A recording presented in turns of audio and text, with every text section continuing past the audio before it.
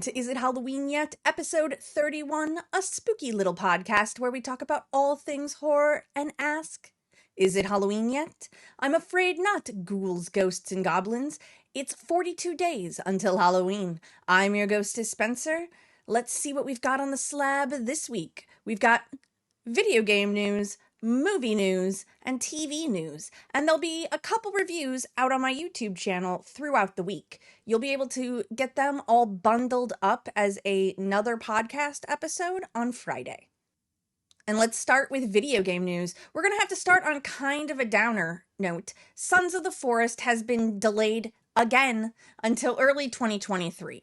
They say it's the last time. And Night Game came out on Twitter a couple weeks ago and just wanted to be like, hey, due to the scope of the game, we really want to make sure that we've got all the bugs and polish and everything. And it's just been really hard to nail down like a date for the release. So they say that it is now going to come out on February 23rd and it'll be $30.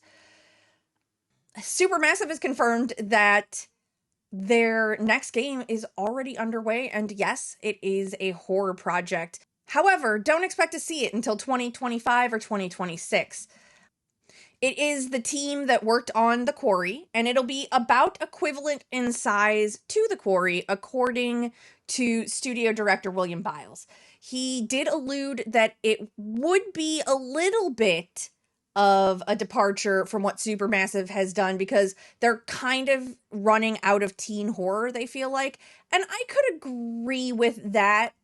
I do think we could have a good babysitter, like a Halloween-inspired one, where like people were closer to home. I feel like both of these Supermassive games have entailed being like isolated in a situation, but it would be cool to see something along the lines of Halloween. But they say it's going to be very much a classic horror game and not a teen horror. So we'll just have to wait. 25, 26.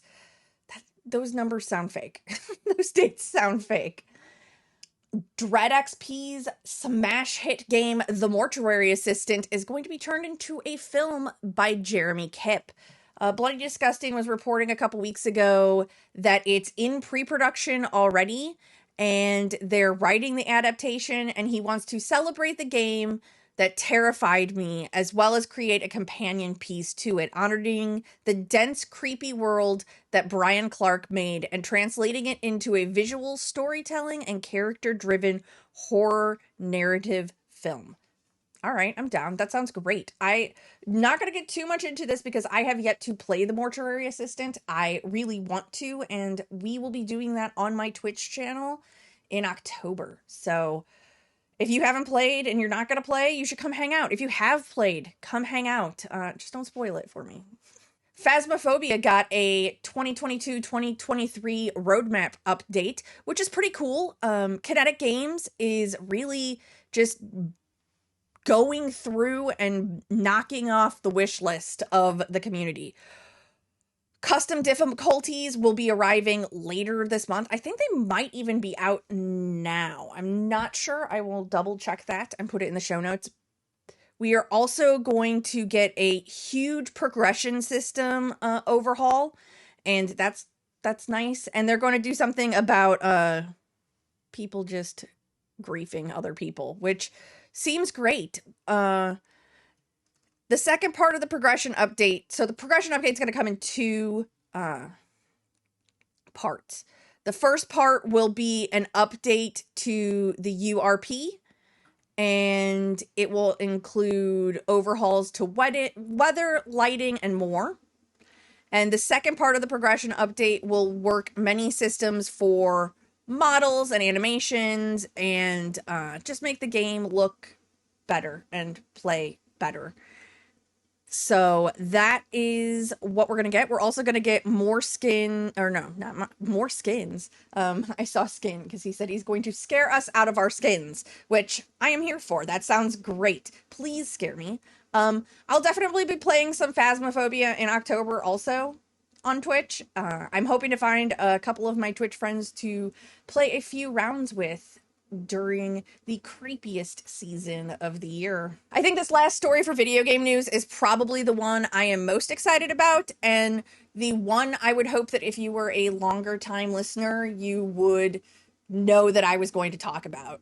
We are getting a Fatal Frame remake of a Wii game, which was never released in the West. So we are finally going to get Fatal Frame Mask of the Lunar Eclipse, and it will be coming to PlayStation 5, Xbox Series, PlayStation 4, Xbox One, and PC via Steam in early 2023.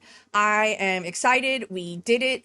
We bought enough of Maiden of the Blackwater to continue getting Fatal Frame games. This game I've heard so much about. There's so much like urban-y legend lore about how scary it is and how good it is and like everything, because it's been trapped in Japan since 2008. I cannot oversell how excited I am, and yeah, we will definitely be playing Mask of the Lunar Eclipse when it comes out early next year. We're also going to be playing Fatal Frame Maiden of the Blackwater on my Twitch channel in October. And now it's time to go to a different format on the small screen. It's time for TV news.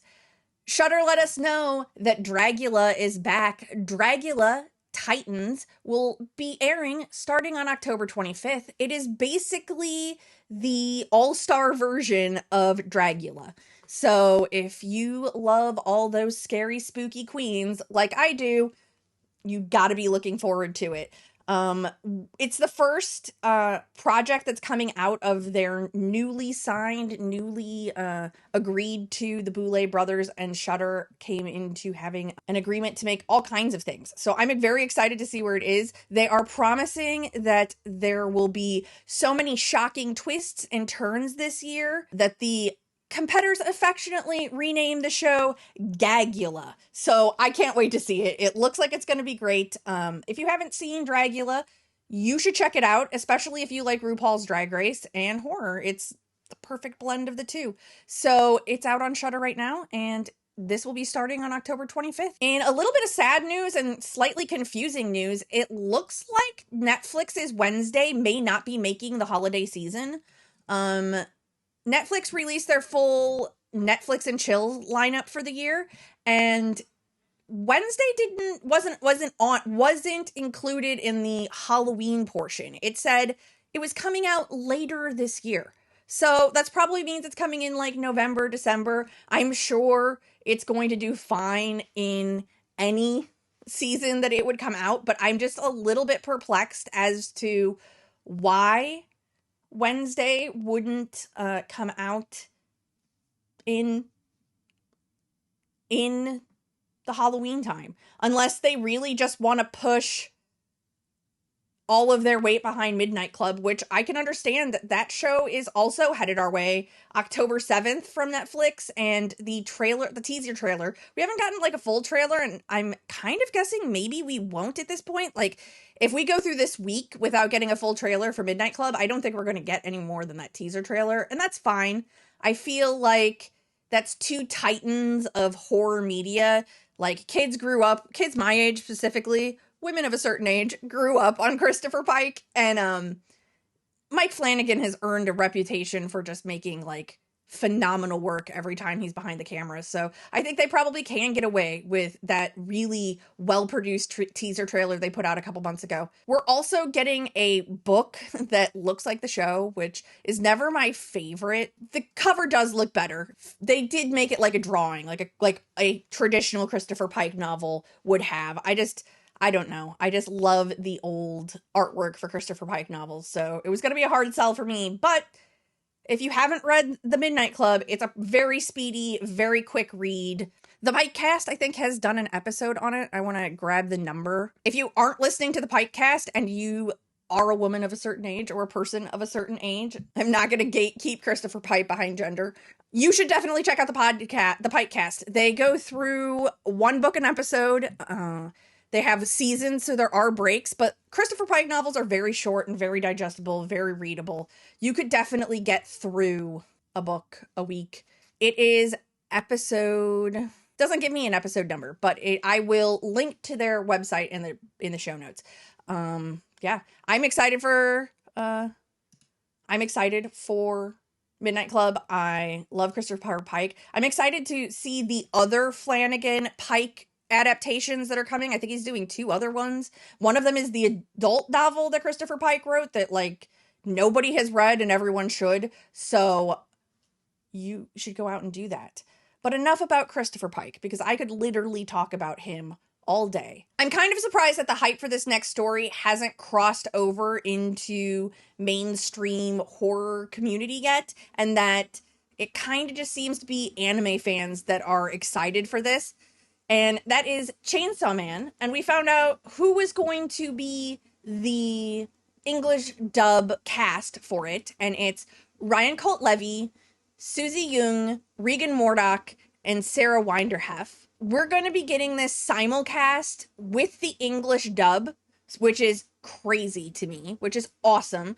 So it will start rolling out on October 11th, and I hope that once it gets out there, people are going to latch onto it outside of anime. I would say if you have an aversion to anime, please at least give one of these episodes a chance. The manga is so endearing that I'm just so excited for this to be a anime, and the gore and the violence and the graphical nature of the manga seems to be shown in all kinds of beautiful detail in the anime. So I'll drop a link to the teaser trailer, or I guess it's not the teaser trailer anymore. They dropped a full dub trailer and in the show notes so you can check it out. But please don't sleep on Chainsaw Man. It's going to be one of the best horror properties that come out this year. I'm positive. The next story has me thinking about how blessed we are as horror fans right now. And that is, we're talking about Epic's new docu-series with Blumhouse, which is Blumhouse's Compendium of Horror. And if you are a horror fan who likes to talk about horror with other people, you probably were addicted to the AMC Scariest Movie Moments, and Shudder has brought that back for us. So right now we're in the middle of watching that, which is awesome.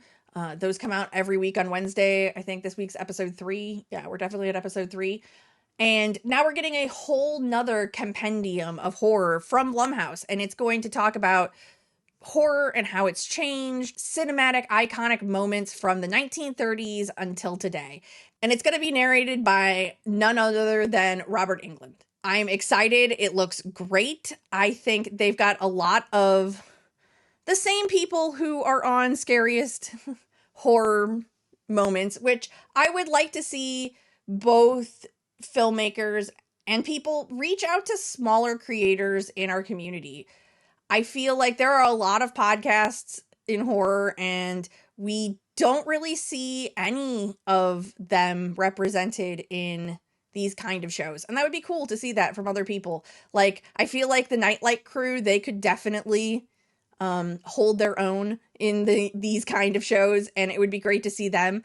Heck, even James and Chelsea from Dead Meat. I just think it would be cool to see more smaller creators, because there's just so many people making all kinds of awesome horror content on the internet, on all kinds of platforms, on TikTok, podcasts, YouTube. And that's a hard gig, especially if you're on YouTube. That would be cool. That's my only complaint in all of this news of horror docuseries is we can only hear the same people say the same things about the same movies different ways so many times. This fall, there is just going to be so many horror shows that I don't feel bad that I'm not watching American Horror Story or stories. I am just like I don't care. This next story, I think, is a fabulous lesson for horror fans to not judge a remake property before we see anything about it. I think a lot of people were probably rightfully upset when they heard that we were going to get another adaptation of Let the Right One In, but this TV show looks wild. Like, it looks so much darker and so much more in depth, and it really flips the source material that was spoilers for Let the Right One In. I will put a little spoiler bar down here, and I will put a Banshee scream so when we're done. So for audio listeners and for people on YouTube, you can just look at the little bar and then there'll be the Banshee scream. That's how we handle spoilers around here. It flips the source material of the book, which is an ancient vampire, right? Trying to find a companion. And deals with a father and a daughter who the daughter's only been a vampire for around 10 years. So she's a very young vampire, and she's coming to terms with what that means for her. And her father, is trying to save her, right? He's trying to find out if there's a cure for her vampirism. And he also is worried that she's lonely. Like, she leads a lonely life, being isolated as a child who never ages. So this also, like everything seems to be this fall, will come out on October 7th. It runs weekly on Showtime. So that's a little bit. You don't have to binge it while you're binging Midnight Club, right? You don't have to make a choice. And in this last bit of TV news this week, we're going to talk about Chucky season 2. I don't know how to talk about this without being spoilery. So again, there will be the spoiler banner and then a Banshee scream right before we start movie news. So it will be out on October 12th, and the trailer looks bananas. I mean, I don't know why I doubted that they were going to be able to wrap up the loose ends that were left at the end of the season. Like, what do we do about the kids? They're kind of complicit in Chucky's, like, scheme, right? There's how many Chucky dolls running around the world, right? How many are there? Chucky's pretty mad at Tiffany, and okay. And so we also get to see Glenn and Glenda, and they are human, which is pretty great, and have one of the best moments in the trailer, if I'm being honest. This is out on October 12th, and I cannot wait.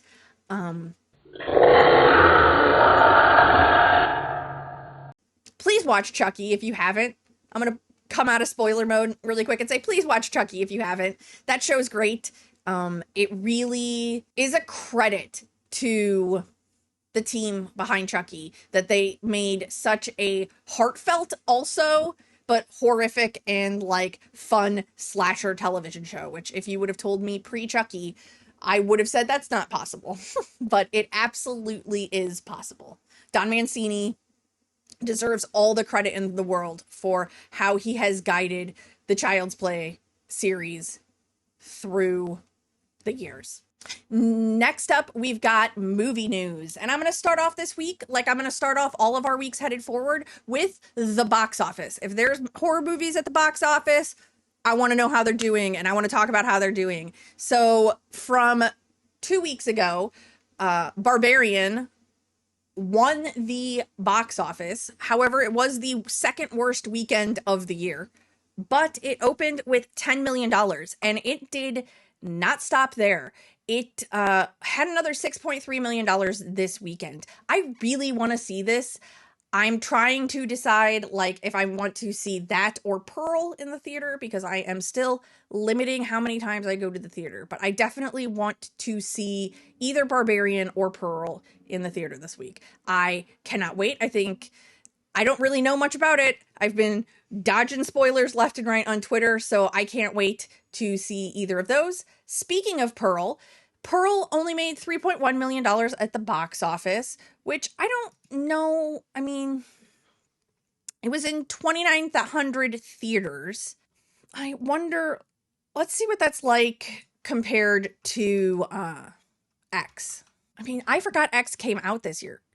X did slightly better at 4,275,000 on opening weekend.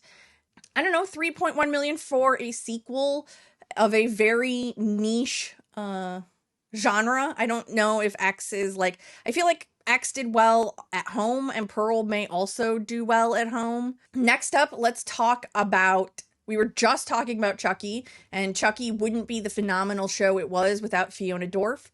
And she has another horror movie coming out this fall as well, on top of being in Chucky season 2. We've got Don't Look at the Demon, which you can check out the trailer on YouTube right now. It'll be handed to about 100 plus theaters on October 7th. The film follows Fiona Dour's character as she plays a medium who is on a television show, and they go to a house where this couple has been like, we're being terrorized by a demon, and they do what they do. They film and everything. And I feel like this could have felt like, from the synopsis, like very well worn territory, especially in indie horror.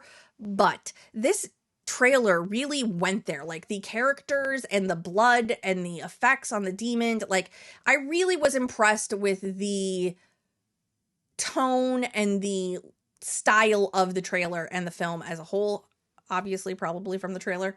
But it just looked like it was going harder than a lot of typical ghost possession stories go. It did not look like your typical slow plotting type of story. It looked like it was one that was just going to ratchet up the tension as it goes. So I am looking forward to see that. I'm sure it will be heading to digital VOD shortly after. Most of the ones that come out in limited release are fairly quick to head to iTunes and your platform of choice. So as soon as that film is there, I will do it. I will watch it. I will do it.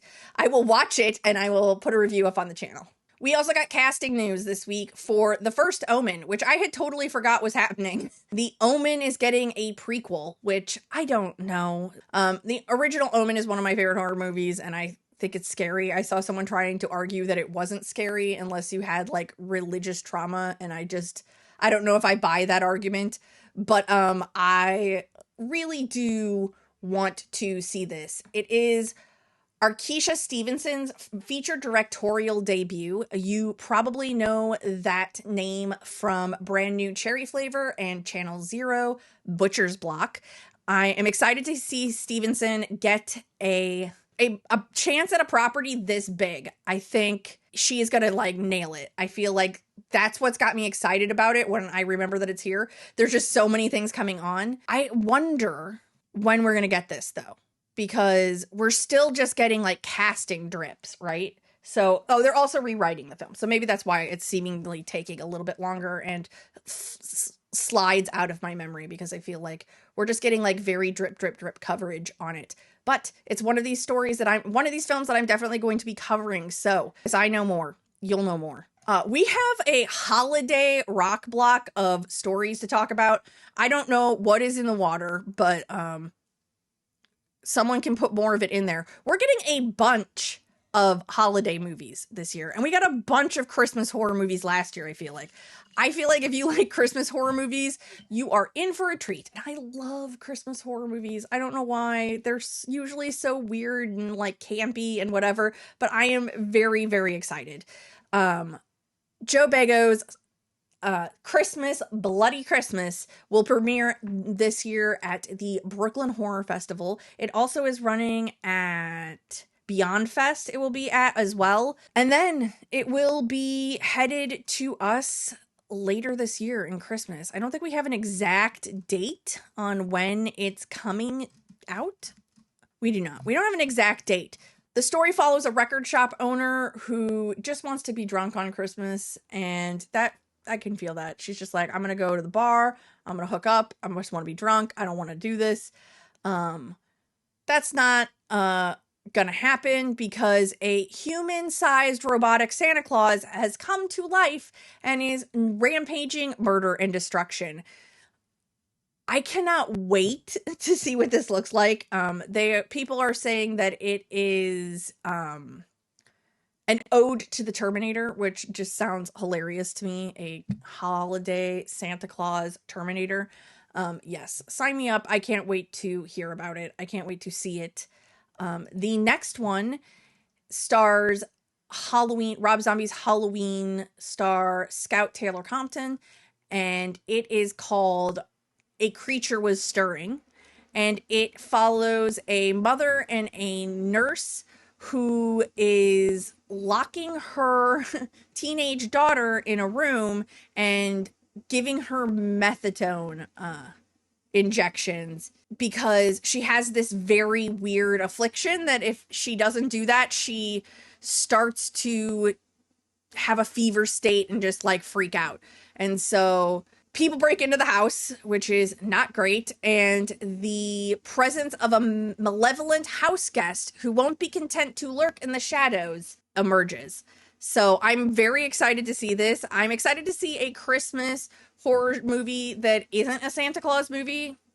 I feel like we get that a lot. I love Black Christmas, both the original and the second remake. The middle remake's fine too, but it's just a very 2010s remake.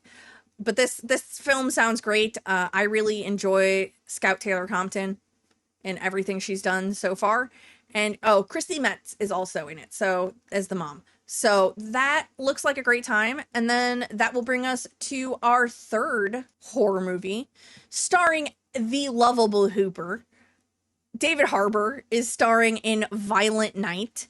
Harbour has compared it to Die Hard, and John Leguizamo plays the villain, so that's also fun. The film follows a team of elite mercenaries breaking into a wealthy family compound on Christmas Eve. They take everyone hostage, but the team isn't prepared for a surprise combatant. Santa Claus on the ground, and he's about to show why this Nick ain't no saint. So I don't know. I think it's great. We got a poster with David Harbour dressed up like Santa Claus, smoking a candy cane, and blood on his nose and beard with the tagline, "You better watch out." Yes, I love this. I can't wait for us to get a trailer. And I feel like that's also got to be coming pretty soon. And this will be in theaters on December 2nd. Next up, we have to talk about the movie that set the internet on fire when we all learned of its existence, Winnie the Pooh, Blood and Honey.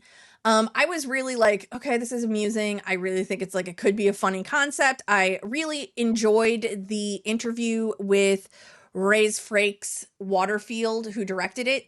And I'm excited that when the trailer showed up for it, it delivered. The trailer looks genuinely scary. They do a great job of making the Pooh mask somehow friendly and terrifying. Like, I think, like, if you saw the Pooh mask in, like, real life, you'd be like, oh, that's a little creepy, but, like, it's fine, like, in the daylight, but, like, the way they use shadow and light on it, it is just terrifying. And we see a bunch of things. We also know that, like, Eeyore's dead. They ate him because Eeyore wasn't, like, they were having problems getting the copyright stuff. So they've gone through all kinds of copyright things with this. Like, I think he starts wearing a white shirt and it progressively gets bloody and red during the thing. And, like, it's just blood on a white shirt, and that's not a copyright. Like, he couldn't just have a red shirt to begin with. So, like, there's just all kinds of, like, weird shenanigans going through to make this public domain horror movie work, and I can't wait to see it because it looks like they have really did the work they needed to do to take a concept that is engaging and silly and actually make it a little bit scary. The trailer is out now. I don't think we have a release date yet for it, but you know I'm going to be watching it the second it comes out. It just looks hilarious and kind of scary. Jordan Peele has talked about Nope. Nope was probably my favorite horror movie over the summer. I think about that movie on a daily basis, which I mean, like, that's not unusual for Jordan Peele. In the press tour after the release of Nope, he has talked about how the story could continue. He said, people are doing a lot of interesting detective work to try to figure out what's going on. We've got an IMDb entry, which, like, always take with a grain of salt, but the Peele hints to that being actually credible. So Michael Busha plays an uncredited character in a film called Nobody. It was a Nope character that ended up getting cut out of the film.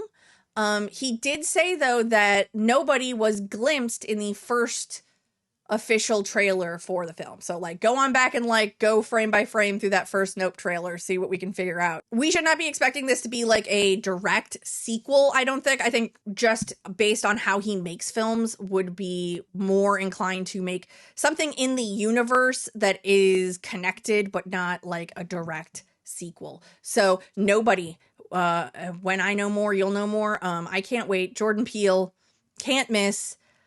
I even like the Twilight Zone. So like he's just like one of the best filmmakers out there, and to be alive while he's making films, fantastic. Next up, we're going to talk about Nanny, which was a Sundance favorite. People came out of Sundance just raving about this film. I had to mute it on Twitter because I was afraid I was going to get spoiled on it, because people were getting like in-depth commentary on this in my timeline. But I am excited to say that it will be coming to theaters in November, the 23rd, and then December 16th, you'll be able to watch it on Prime Video. It follows a Senegalese immigrant who is working for a volatile, wealthy family as a nanny, and she starts to be like possessed maybe, or just like having like spirits, like her mind, her dreams. She sees them in real life. And she's working for this family because she really wants to bring her son to America. So please watch the trailer. The filmmaking is gorgeous. The lighting is gorgeous. I can't wait to see this. It's exciting to see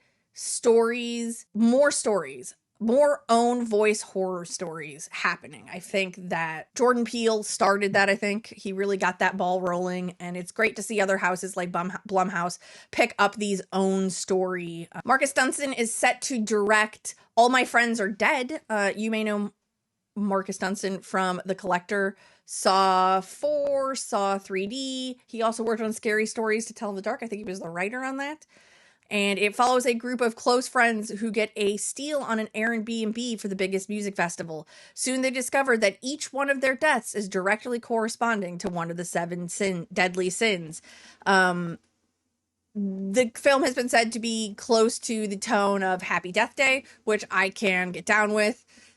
This looks great. I think Dunstan is hilarious. He's on podcasts a lot of times.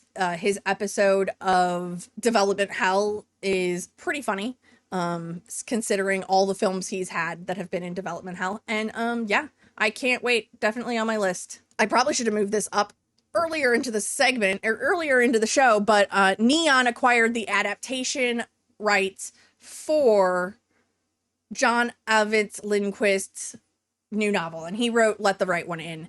It's a character-driven drama that explores grief and loss following 3 families caught up in the chaos. So, I mean, I trust Neon. Neon's a fantastic distributor. They gave us T10 and a bunch of other things, and it's interesting to see that we're going to get more Lindquist. So, that's exciting. This next story covers the documentary that I am most excited about, and it is the story of George Romero's unmade Resident Evil. I think that this is one of the biggest own goals that Capcom has ever done, because Romero wanted to change some things within the story of Resident Evil. But there is that like trailer for Biohazard Resident Evil 2, the Japanese trailer that was directed by Romero. And I just feel like he would have brought such like life and pizzazz to a series that has everything going for it to make the jump from video games to television and movie, and fails every single time. Like, we just got word a couple weeks ago that several days after the Netflix show came out, we're not getting any more of the Netflix show. The Netflix show I heard was good, but also had some problems. Like, all of the movies have been a hot trash disaster fire. Like, I like them. They're campy horror films that are about zombies, and I, like, have a affinity for them. They are not what I would want from Resident Evil as a film or as a TV series. And I just don't understand why Capcom has such an aversion to changing the story and the lore and the medium to make it work, to the store and the lore to make it work for the medium that they're telling in. I guess that means now with the show being canceled, I guess we're never going to see our 7-foot vampire mommy on screen. And that's disappointing, because they told us that could be a possibility because it takes place around the same time. Next up, we're going to talk about the Shudder original Deadstream. The trailer and the release date were put out. It's going to be a part of the Halloween season over on Shudder. And I watched the trailer, and the first thing I have to say is this is one of the first influencer horror movies I see that doesn't feel like overly pejorative. I feel like a lot of times there is a I don't know what the reason would be, but there is a propensity towards being overtly cruel to the influencer characters in your horror movie. I think we've seen that several times in the ones that have come out recently, but this one really feels like grounded in like the guy knows he's kind of ridiculous, and it just feels like people who see influencers and like the weird content they make and wanted to make a horror movie about that way that was scary but wasn't also like haha influencers are stupid and dumb and why is that a job, which I feel like I get from a lot of them. So yeah, it comes out on October 6th, and people who saw it at South by Southwest this year really liked it, so that's exciting. Megan Navarro from Bloody Disgusting speaks highly of it, so that is also exciting. And yeah, you should check out the trailer on YouTube right now. Bodies director Helena Reagan is going to be getting in business with A24 again. She has a film titled Instinct, which is described as an erotic psychological thriller that will be made available in North America for the first time this week. This Thursday, September 22nd, tickets will go on sale for the company's screening room. Instinct follows a criminal psychologist who becomes infatuated with a charismatic and manipulative patient. Cara Van Houten and from Game of Thrones and Martin Karzawi, Karen Van Houten and Marwan Kazari star. Instinct will be available as a double feature in the screening room with Bodies. $20 will get you in, and you will have 9 hours to view both films and the features starting at 3 p.m. Pacific. So I really think the screening room is a interesting, fun way that they tried to make streaming content an event. It is a little weird that they do sell out though. We're also another sequel. It's just like a sequel week this week. Constantine's getting a sequel, and Keanu Reeves will return. That's pretty much like all we know about it, is that we're getting a Constantine sequel and it's going to be starring Keanu Reeves. The next up is a trailer for the digital released movie that's coming out this Halloween called Feed Me. This movie looked bananas from the trailer. It is directed by Adam Letter and Richard Oakes. XYZ Filmed picked it up, and it will be out on all digital platforms on October 27th. The film follows a dude called Jed, whose life is shattered when his wife suddenly dies. He spirals into depression and finds himself in a bar with a deranged cannibal. The film looks funny and drama, and it just looks like it has like heart, and I don't know. I'm interested in the like new era of cannibal films we're getting. These aren't like Leatherface, the family kind of, the Sawyer family kind of cannibals. We got Fresh earlier this year, which was a fun take on it, and Feed Me also looks like a fun take on it. So I can't wait to watch that on October 27th.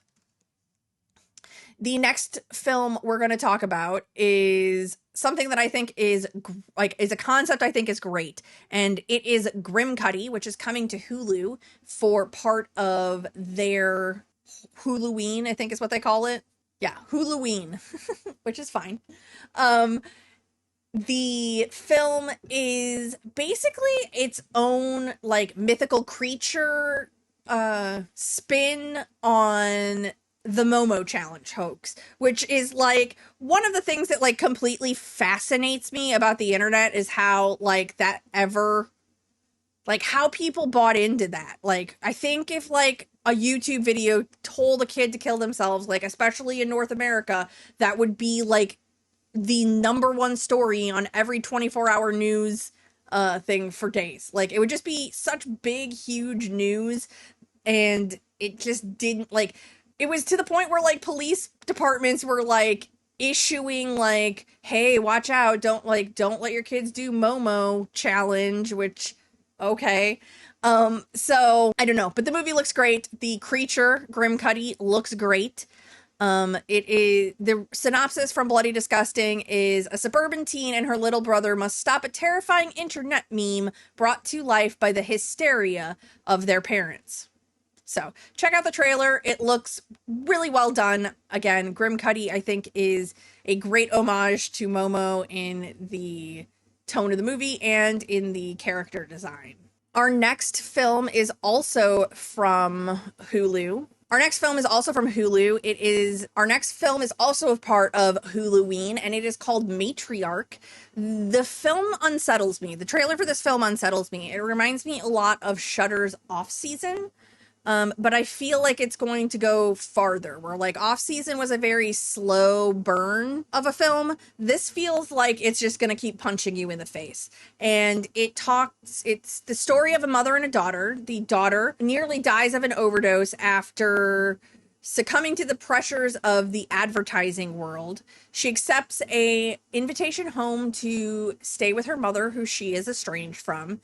And when she gets there, she's like, something's not right. Like, people haven't aged. People aren't aging. And her mother looks exactly the same. And she's going to find out that the locals of a town are protecting a dark secret that involves not only her mother, but her own destiny. And the film the trailer just fills me with the same kind of dread that Off Season did. And I thought that film was good, and it probably could have gone a bit farther than it did, but yeah, I can't wait to see. I love the idea of mother and daughter dynamics that are also wrapped up in town drama. I'm there. I'm right there the second it happens. So that's coming out on October 21st on Hulu. This next one is exciting and also a little bit of, why are we doing this? The Strangers franchise is getting a brand new set of trilogies. It was announced today that they have begun production, and the films will be produced in Bratislava, Slovakia. They are based on the 2008 film, and it will star Riverdale's Madeline Pesh, who drives cross country with her longtime boyfriend to begin a new life in the Pacific Northwest.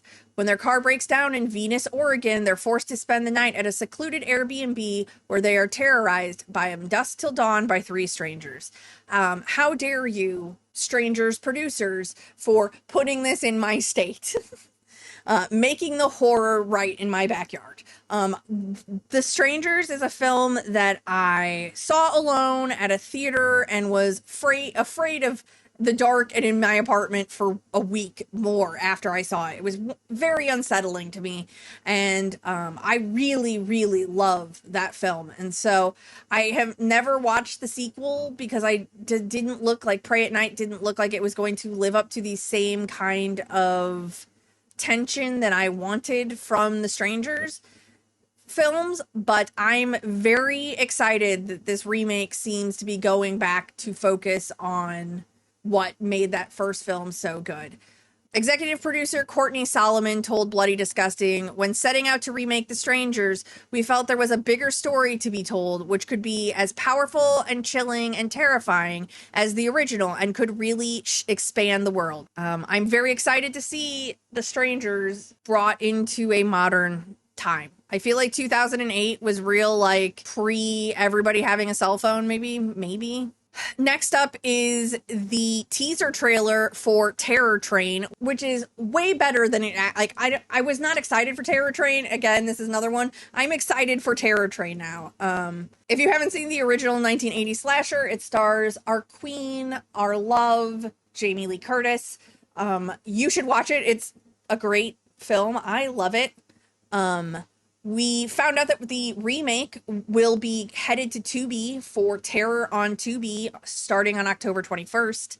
A bunch of college seniors who are going to get on a Halloween themed train for a party, but their fun kind of gets ruined when the attendees are killed off one by a killer clown, and the clown is terrifying looking. So yeah, Terror Train, it's on my list now. I didn't think it would be, but it is. Every time I see it, it looks better and better.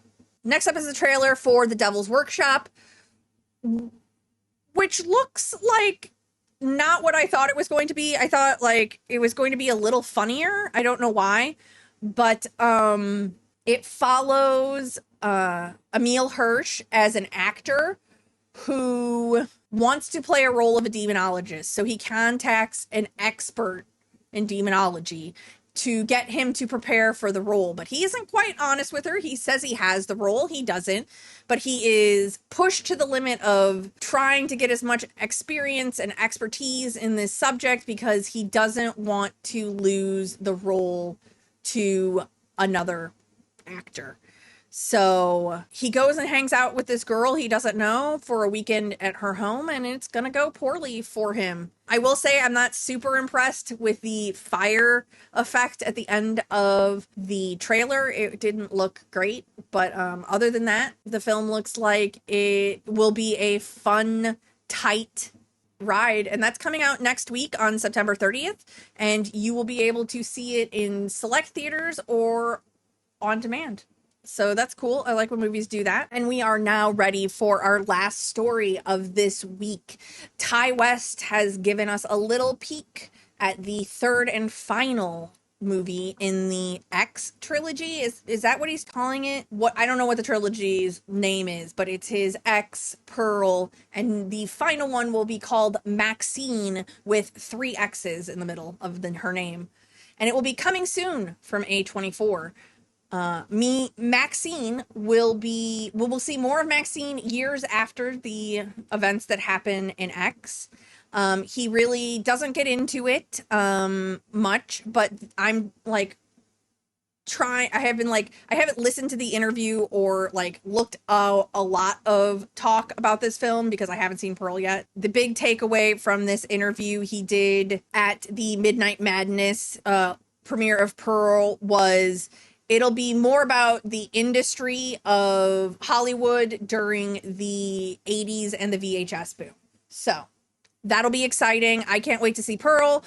Mia Goth is really great in those films, and I can't wait to see the conclusion and how I hope that he brings some of the ageism, like growing old themes into Maxine when we see her even a couple years later. She's going to be less attractive than she's going to have, not less attractive, but she's going to have aged more. I hope he brings some of that as we see her age in the next film.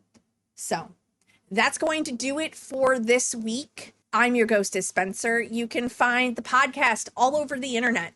We're on Instagram. We're on YouTube. You could be watching this on YouTube right now. Hi, thanks. If you are, hit that like button. Hit the bell so you know when I put up videos. We're on podcast services everywhere. We're also on Twitter. I, Spencer, am on all of those platforms as myself as well, and I am also on Twitch and TikTok, where you can see me do quick reviews of horror movies and just all kinds of weird TikTok shenanigans. And I'm also on Twitch, where I play cute video games and horror video games at least once a week. So that's going to do it. You know what time it is. Sleep or don't.